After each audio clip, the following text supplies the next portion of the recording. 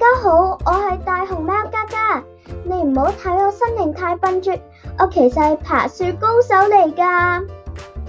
你睇下，我仲識打埋功夫添。我想做一個大明星啊！有 potential， 等我陳導幫你完成心願啦。拍電影真係好好玩啊！我可以喺會展中心上面爬嚟爬去，睇住幻彩詠香江啊！紅動香江喺全球熱播，深受人們嘅愛戴，嘉嘉都變成全球巨星，世界各地嘅人都特登飛嚟探佢，大大促進咗香港嘅旅遊業。紅動香江仲大大提升咗大眾對熊貓嘅保育意識，大家都慷慨捐錢俾海洋公園，支持佢哋嘅保育工作。